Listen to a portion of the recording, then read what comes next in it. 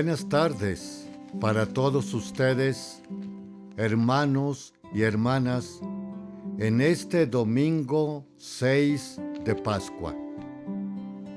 Para poder siempre entender la palabra de Dios, es muy bueno, como ya hemos comentado en otro momento, tener presente sí el texto inmediato que toca. Pero también hay que tener presente los contextos de aquella edad, cultura y momento, sin negar también el lugar. ¿Y para qué fue puesto y no otro esta parte del Evangelio y no otras? Y comentábamos que los evangelios son catequesis para los primeros cristianos. Estamos hablando del siglo I, donde nos los aclara muy bien la primera lectura, que son tanto judíos como griegos. Ya se ha expandido el Evangelio después de la muerte del diácono Esteban. Y son estos diáconos que comienzan precisamente a predicar esa religión nueva, cristiana o en Jesucristo. Luego, ¿qué más debemos de tener en cuenta? Que esta ocasión vamos a ver la identidad de los cristianos. Los cristianos forman un conjunto que se denomina asamblea, por un lado, de creyentes en Cristo. También podíamos decir comunidad. También podíamos decir cuerpo místico de Cristo. O lo más conocido viene siendo iglesia, que también iglesia viene del griego, que eso es lo que significa asamblea, comunidad de creyentes en Cristo. Que desafortunadamente nosotros, cuando nos dicen iglesia, tenemos siempre la idea de la casa, el templo, el sitio sagrado para reunirnos a la enseñanza de los apóstoles, a la fracción del pan, a la oración, a la convivencia, como así nos lo dice al principio el libro de Hechos. Luego, ¿qué más tenemos que ver nosotros aquí? Que la semana pasada nos hablaba de la identidad del cristiano. Y ahora se nos vuelve a recordar al inicio del Evangelio, que precisamente nos dice el Señor: el que me ama cumplirá mi palabra, y mi Padre lo amará, y vendremos a él y haremos en él nuestra morada. Esto viene siendo esa enseñanza vivida, enseñanza y vida del mismo Jesucristo. que a la vez va a ser la luz. Vámonos a la segunda lectura, que nos habla del Apocalipsis del apóstol San Juan, que precisamente este domingo pasado, sexto, va a ser la última lectura del Apocalipsis, donde precisamente nos da la idea principal de que la ciudad santa de Jerusalén, vista por Juan, con 3 puertas en cada punto cardinal, y donde allí no hay ya el templo, sino es una luz, y la lámpara de esa luz o el vaso de esa luz es el Cordero. Pero también nos está dando otra idea: los 12 cimientos de los 12 apóstoles del Cordero, aquellos que precisamente no solo los apóstoles y Cristo, sino del oriente, poniente, norte, sur, hayan vivido la identidad del cristiano. Esa luz también nos da a entender que no hay tiniebla. Y tiniebla quiere decir mal o pecado. Y no se encuentra allí, a tal grado que está representada tanto por un brillante como una luz de el sol y la luna,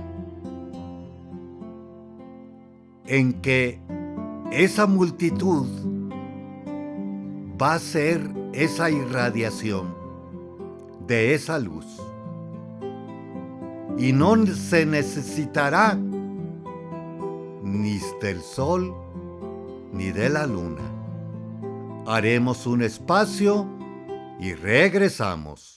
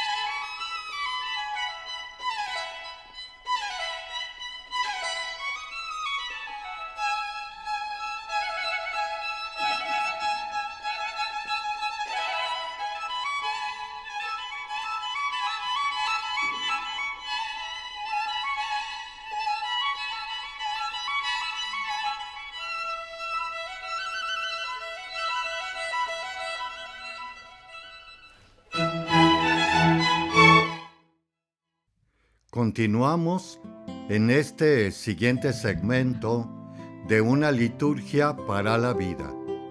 Estamos viendo el Evangelio de ayer, de la sexta semana. Y aquí estábamos comentando que ahora debemos de tener presente en esta identidad de la iglesia, de la asamblea, del cuerpo místico de Cristo, de la comunidad de creyentes, o más conocido entre nosotros el nombre de iglesia. Aquí también debemos de hacer otra bastante buena aclaración, porque domingo pasado, de nuevo, la identidad del cristiano. Decíamos el amor.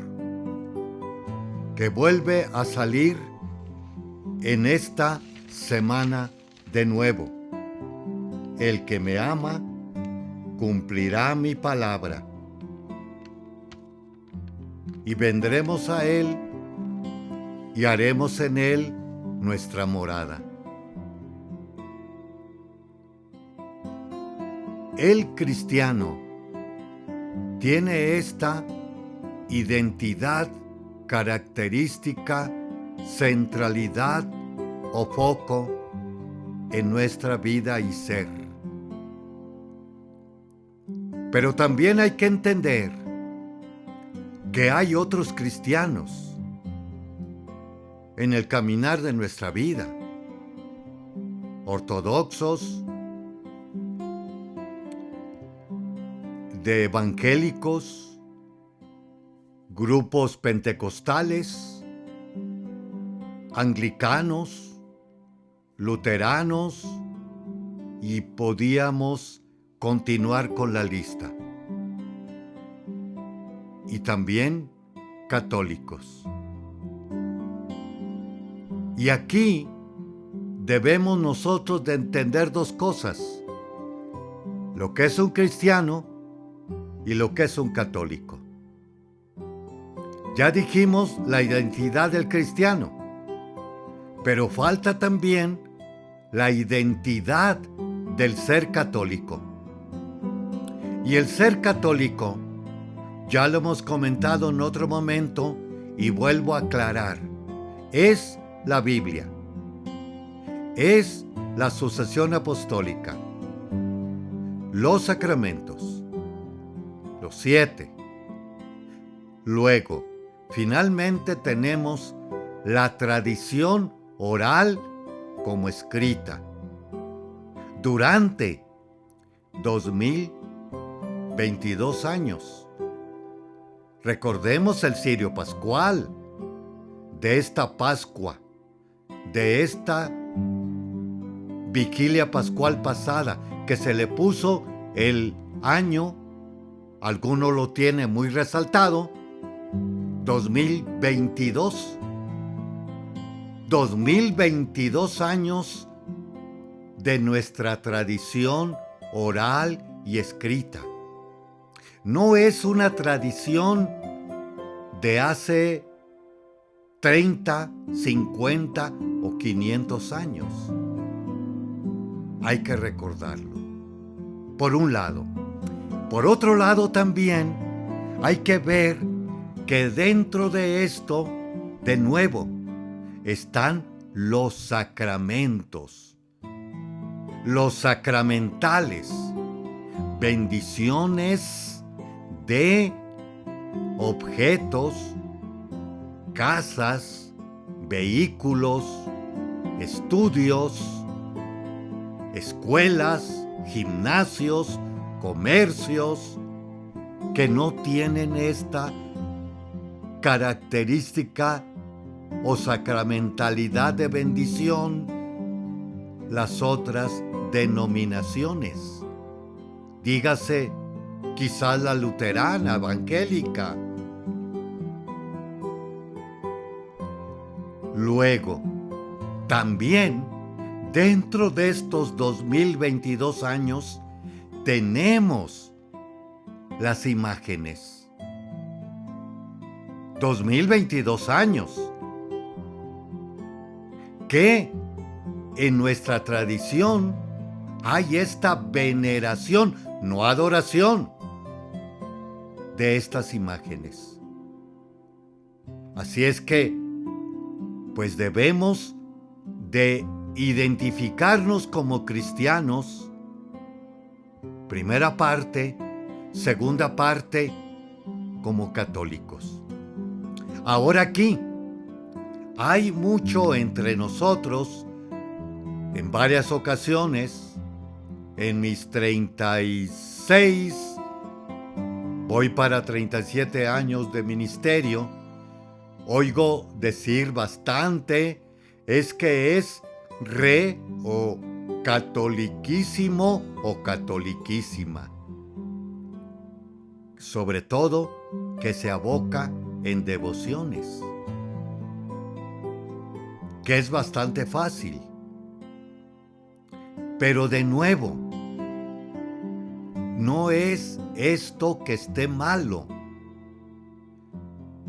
sino que muchas de las ocasiones no lo relacionamos o lo unimos con el cristiano y católico.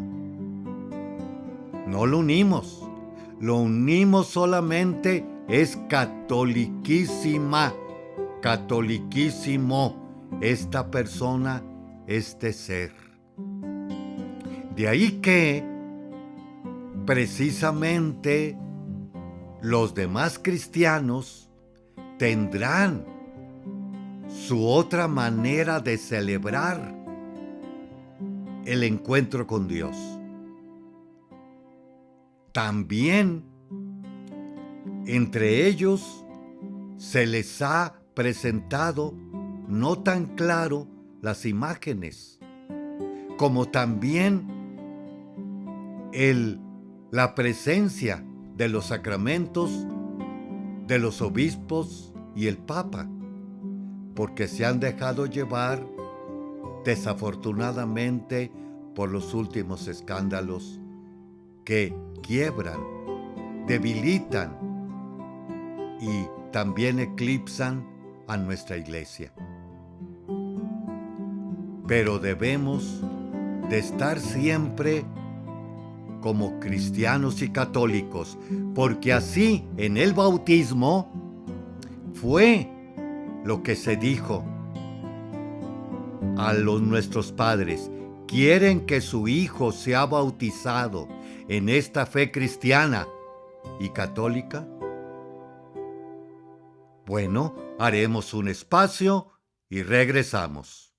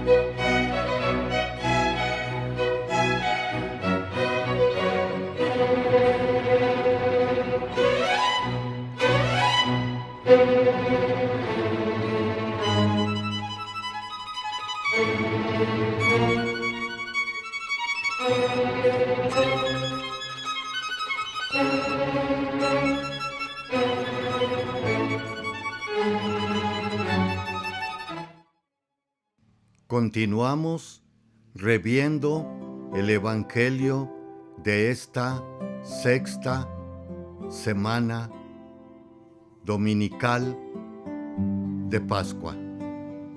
Estamos viendo la comunidad bautizada o creyente, cómo debe de ser basada en el amor, más las características específicas de su fe evangélica, como también luterana, como también presbiteriana, episcopaliana y en este caso de nosotros, católica. Y aquí deberíamos de echar la mirada de católicos a cristianos, como también podría decirse de ortodoxos a cristianos. Ver el centro, que es Cristo y en el amor. De allí que los santos padres nos han hablado claramente que debemos de unirnos en eso, en Cristo. Y en lo que no estamos con los ritos o situaciones o pensares de su especificidad de su credo, ahí dialogar. A tal grado que precisamente se está haciendo esta relación que llamamos el ecumenismo. Quizás recuerden ustedes en otro momento al señor obispo don Felipe Arizmendi, hoy cardenal, obispo emérito de San Cristóbal, que hacía cada tiempo de Navidad, específicamente allá por las posadas o la novena antes de Navidad, hacía un concierto de varios credos para cantarle a su raíz, centro de nuestra fe. Ahora, también hay que entender que precisamente vivir esto, llevar esto en el caminar del mundo, nos es bastante difícil. Porque de nuevo, no vemos en lo que nos une, mas ponemos muchas tintas y a veces desacuerdos y pleitos en lo que nos desune. En este caso pudiera ser la Virgen de Guadalupe, que el Santo Padre Juan Pablo II lo dijo muy claramente: el mexicano es muy guadalupano, pero poco cristiano. De allí que debemos mucho que revisar que haya la conjugación del cristiano con el católico, o el católico con el cristiano. Vamos ahora a pasar a los signos y símbolos litúrgicos de Guadalupe Pimentel, de la editorial Paulinas, que toca en esta ocasión ver signos y símbolos. La ceniza. Decimos, nos recuerda los restos de una catástrofe o de un incendio. Sin embargo, la imposición de este símbolo, el miércoles de ceniza, es uno de los más representativos y elocuentes. La Biblia encontramos este gesto simbólico, la actitud de penitencia interior, que lo vemos cuando llega la noticia de la muerte de Elí, como la de Saúl, ya que los mensajeros traen sus vestidos rotos y cubierta su cabeza de cenizas.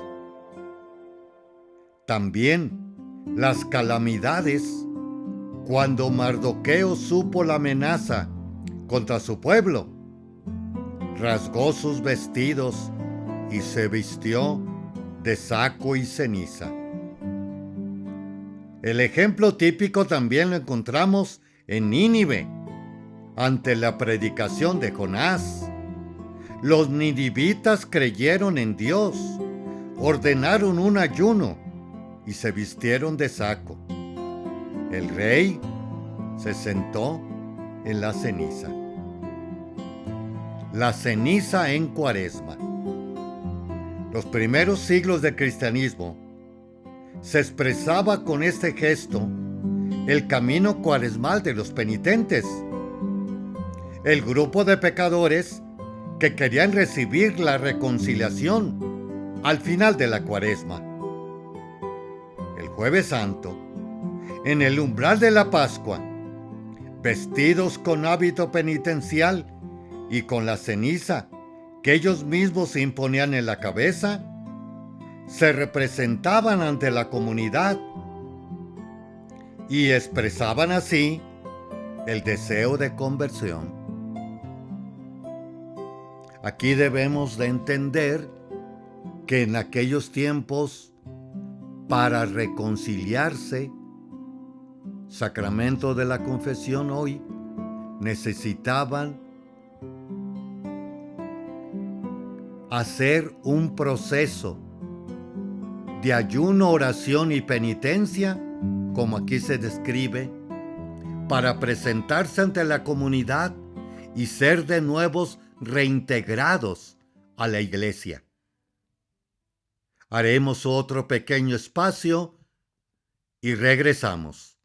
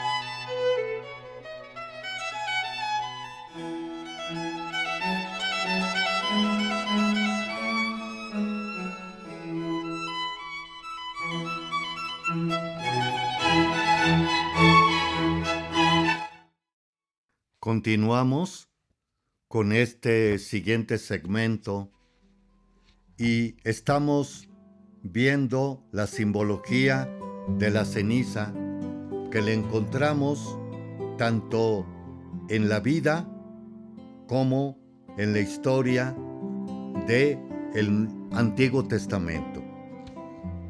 Vamos a entrar ahora lo de la ceniza en la Cuaresma. En los primeros siglos del cristianismo se expresaba con este gesto el camino cuaresmal de los penitentes. El grupo de pecadores que quería recibir la reconciliación al final de la Cuaresma, el Jueves Santo. En el siglo XI, desapareció la institución de los penitentes como grupo. Se vio que el gesto de la ceniza era bueno para todos. Este rito se pasó al principio de la Cuaresma para todos los cristianos. Toda la comunidad se reconocía como pecadora. Se observó la fórmula clásica de la imposición. Acuérdate que eres polvo, y en polvo te convertirás. Pero también se añadió otra. Conviértete y cree en el Evangelio. Nos recuerdan en ambas la caducidad, pero también el deseo de conversión, de cambio de actitud interior, que es en sí la Cuaresma. Con la reforma litúrgica en el Vaticano II, 1965, se organiza el rito de la imposición de la ceniza de un modo más expresivo y educador. La ceniza nos recuerda lo que queda de la quema o de la corrupción de las cosas y la persona. El polvo de la tierra es el origen y el destino del hombre. Este lenguaje metafórico y a la vez muy realista nos llena a todos de humildad. Que humildad viene de humus, tierra. Humildad de Abraham ante la súplica de aquellos visitantes divinos ante la destrucción de Sodoma y Gomorra, expresándole a ellos en oración de súplica: soy polvo y ceniza. Al principio de la Cuaresma, con la ceniza se quiere expresar también conversión. Las lecturas del día proclaman ese mensaje.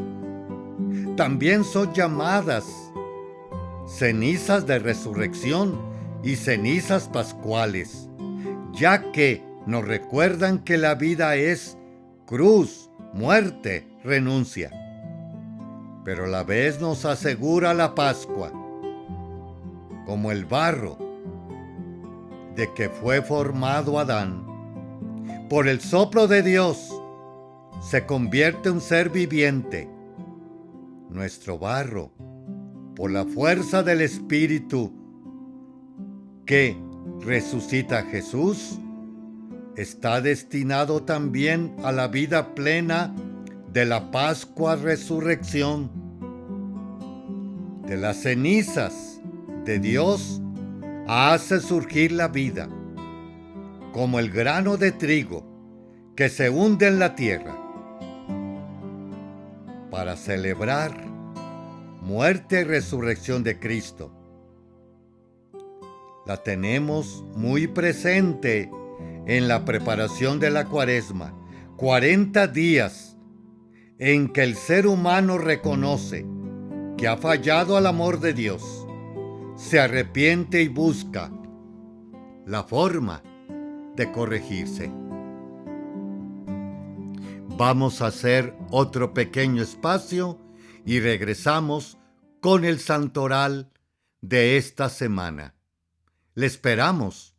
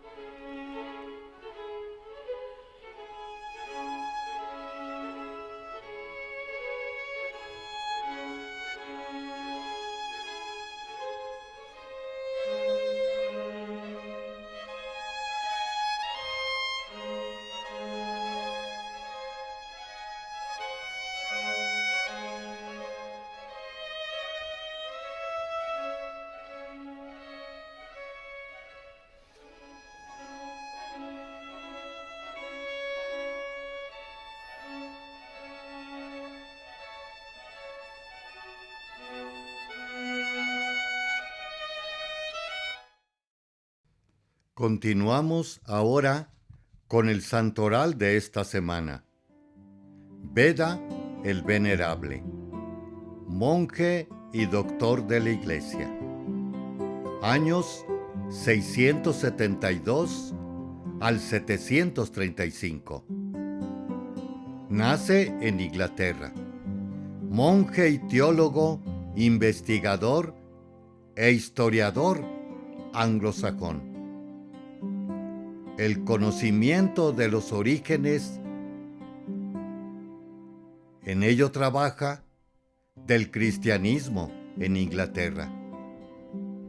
Desde los 7 años le vemos en el monasterio de Durham. Se traslada a la abadía de Harrows, viviendo ahí hasta su muerte. Nunca se arrepintió de haberse hecho monje. Nunca se aburrió. Contento como estaba de haber vivido en plenitud. La faceta más saliente de Beda,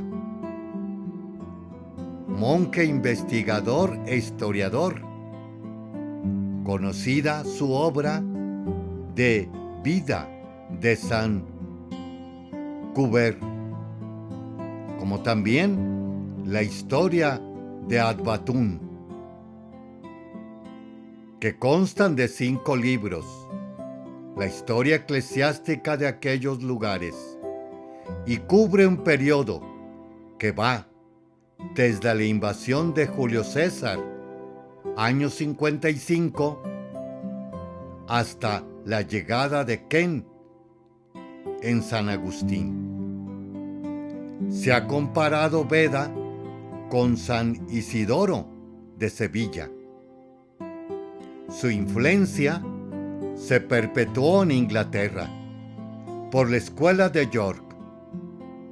Beda es el monje paciente, cuya imagen es paradigma del estudioso investigador de las viejas abadías benedictinas.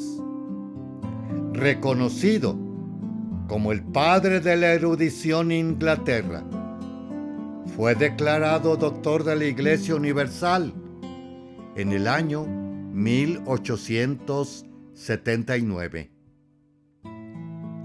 Se celebra el 25 de mayo. Vamos ahora a ver a San Agustín de Canterbury. ¿Qué podemos decir de este santo? Monje de origen italiano, compañero y amigo de San Gregorio, gran misionero y organizador de Inglaterra, elegido en 596 como cabeza de 30 monjes para evangelizar al pueblo anglosajón.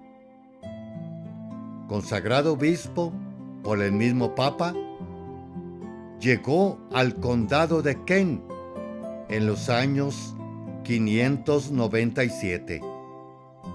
Después de superar el desaliento y el cansancio a su paso por las Galias, Agustín y sus monjes fueron recibidos con cautela por el rey Edelberto. No obstante, le dio una casa en Canterbury, permitiéndole predicar. A la llegada de nuevos monjes, se distribuyeron por todo el sur de Inglaterra, con un sentido de organización y eficacia. Levantó la primera catedral primada en Canterbury. Organizó la sede de Londres y otras sedes episcopales de la zona del sur. Su corto pontificado estuvo siempre presidido por la organización, moderación y respeto por el arte, costumbres y fiestas locales, así como el respeto y seguimiento a las directrices de Roma.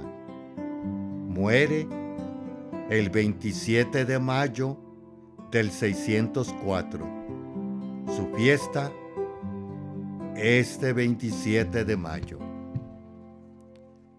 Pasamos ahora a Santa Magdalena de Pazzi, 1566-1607.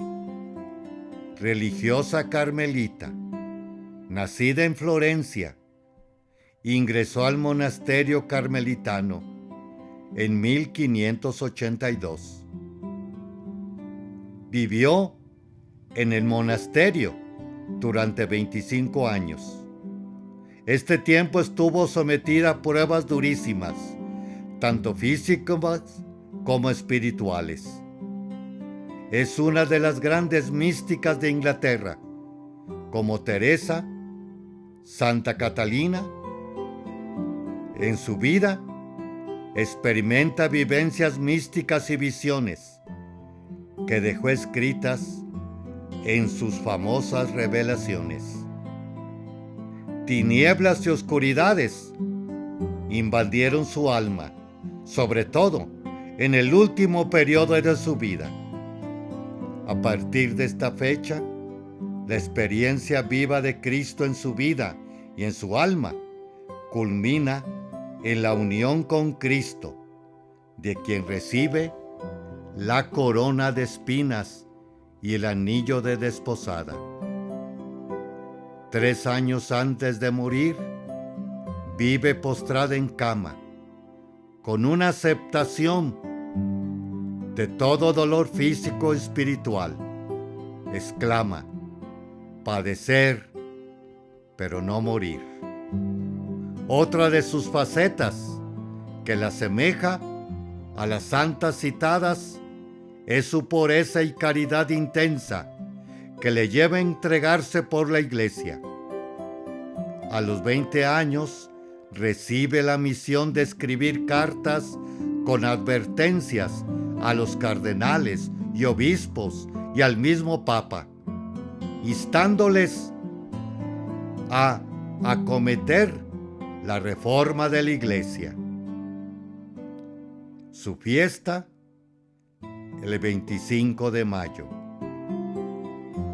y parte el 25 de mayo de 1607, a la edad de 42 años. Gracias, hermanos y hermanas, por habernos dejado llegar a sus hogares como a su corazón y pensamiento. Muchas gracias. Pueden también seguirme en YouTube, Una Liturgia para la Vida. Les agradecería un dedo hacia arriba para que se difunda más este video. Me gusta. Mil gracias. Feliz tarde y noche para todos.